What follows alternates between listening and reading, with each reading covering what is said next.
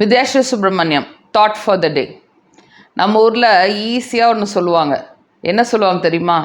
என்ன நீ பாட்டுக்கு திறந்த வீட்டில் ஏதோ வந்த மாதிரி இருக்கே, வந்துட்டு போகிற, ஏதாவது ஒரு மரியாதை இருக்கா, நீ கேட்டுட்டு வந்தியா, நீ பாட்டுக்கு வர போகிற அப்படின்னு சொல்லுவாங்க. இந்த வர போகிறேன்னு சொல்கிறத மனுஷனை சொல்கிறதோட அதில் ஒரு சின்ன ஒரு ஒரு ஒரு விஷயம் இருக்குது உள்ள. என்னென்னா, என்ன நீ திறந்த வீட்டுக்குள்ளே நாய் வந்துட்டு போகிற மாதிரி வந்துட்டு போகிற அப்படிம்பாங்க. ஆக்சுவலி இதை சீரியஸாக பார்த்தோம் அப்படின்னா சிலவங்களுக்கு நம்ம இதை ஒரு மெசேஜாகவே கொடுக்கலாம். எப்படி கொடுக்கலாம் அப்படின்னா, என்னோட கதவு திறந்துருக்கு, உனக்கு என்னோட கதவுக்குள்ளே வரணும் அப்படின்னா நீ வரலாம், எனக்கு எந்த அப்ஜெக்ஷனுமே கிடையாது. உனக்கு எப்போ தோணுதோ நீ வா, உனக்கு எப்போ தோணுதோ நீ போ, எனக்கு அதில் எந்த அப்ஜெக்ஷனுமே இல்லை. ஓகேயா?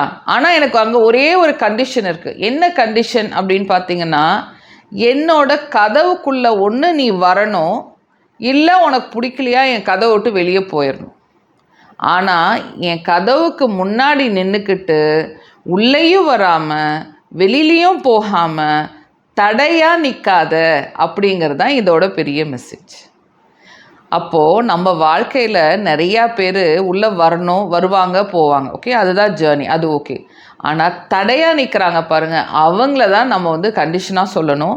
எனக்கு என்னோடய வாழ்க்கையில் நீ தடையாக நிற்காத, நீ வரலாம் போகலாம், ஆனால் தடையாக நிற்காதங்கிற மெசேஜை நம்ம தெளிவாக சொன்னோம் அப்படின்னா நம்ம வாழ்க்கையை மித்தவங்க டிஸ்டர்ப் பண்ணாங்கன்னு சொல்லிட்டு நம்ம அவங்கள ப்ளேம் பண்ணாமல் இருக்கலாம்.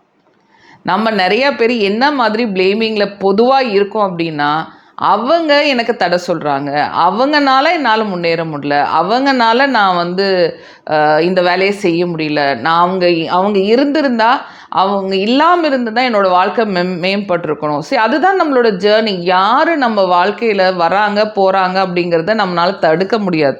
அந்த மாதிரி சூழ்நிலையை அனுபவிக்கணும் அப்படிங்கிறது தான் ஒவ்வொரு பிறவியோட பயன். அதை மாற்ற முடியாது. ஆனால் அதை புரிஞ்சிக்கிட்டு அதை எப்படி நம்ம அவங்கள யூஸ் பண்ணுறோம், எப்படி அவங்கள தேவையில்லை அப்படின்னு அவங்க நமக்கு ஒரு தடையாக இருக்காங்கன்னா அவங்கள குறுக்க நிற்காதீங்கன்னு சொல்கிறதுக்கு நமக்கு தெரியாமல் அவங்கள நம்ம எப்போ பார்த்தாலும் ப்ளேம் பண்ணிக்கிட்டே இருக்கோம். ஸோ ப்ளேம் பண்ணிக்கிட்டே இருக்கிறவங்க தான் முட்டாள்.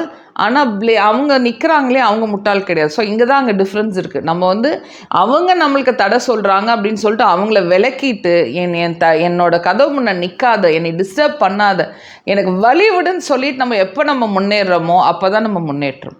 நம்ம வழி விடுன்னு சொல்லாமல் அவங்க நிற்கிறாங்க, என்னால் அதை தாண்டி போக முடியல, என்னால் தாண்டி போக முடியலன்னு நம்ம ப்ளேம் பண்ணிக்கிட்டு இருந்தோம் அப்படின்னா அப்போ யார் வாழ்க்கையோட அர்த்தத்தை கரெக்டாக புரிஞ்சுக்கிட்டு மேற்கொண்டு நகர்ந்துக்கிட்டே இருக்காங்க அப்படின்னு சொல்லிட்டு நம்ம கையில் தான் இருக்குது. ஓகேயா?